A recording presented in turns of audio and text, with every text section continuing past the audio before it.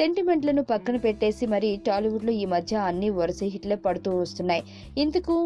ఇంతకుముందు క్రిస్మస్, ఫిబ్రవరి నెలలో అన్సీజన్ గా పేర్కొంటూ సినిమాలు రిలీజ్ చేసేందుకు మేకర్లు పెద్దగా ధైర్యం చేసేవాళ్ళు కాదు.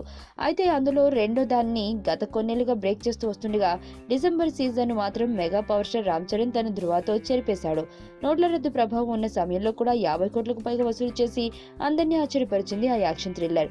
ఇక సంక్రాంతికి పోటీ పడి మరీ రిలీజ్ చేసి ఖైదీతో నిర్మాతగా కూడా భారీ లాభాలను వెనకేసుకున్నాడు చెర్రీ. అదే సమయంలో సుకుమార్తో ఆల్రెడీ లాంచ్ చేయగా త్వరలో రెగ్యులర్ షూటింగ్ త్వరలో ప్రారంభించబోతున్నాడు. ఎట్టి పరిస్థితుల్లో దసరాకు సినిమాను రిలీజ్ చేయాలని ప్లాన్ వేసుకుంటున్నాడు. కానీ రిలీజ్ విషయంలో కాస్త తటపడాయిస్తున్నాడని ఫిలిం నగర్ లో టాక్ వినిపిస్తుంది. అందుకు కారణం బాబాయ్ పవర్ స్టార్ పవన్ కళ్యాణ్. మార్చిలో కాటమరాయుడు రిలీజ్ అయిన తర్వాత వెంటనే త్రివిక్రమ్ సినిమా షూటింగ్ ప్రారంభించేసి దసరాకు రిలీజ్ చేయాలన్నదే పవన్ ముందు నుంచి అనుకుంటుంది. దీంతో చెర్రీలో కాస్త కంగారు మొదలైంది. అయితే రాజకీయ కమిట్మెంట్లు ఉన్న పవన్ అనుకున్న సమయానికి సినిమా రిలీజ్ అవ్వటం కష్టమే కాబట్టి ధైర్యంగా ప్రొసీడ్ అవ్వచ్చనేది సినీ విశ్లేషకులు ఇస్తున్న సలహా. సుబ్బు, నీకు తెలుసా, నాకు ఎర్లీ మార్నింగ్ ఒక కల వచ్చింది. ఏమని?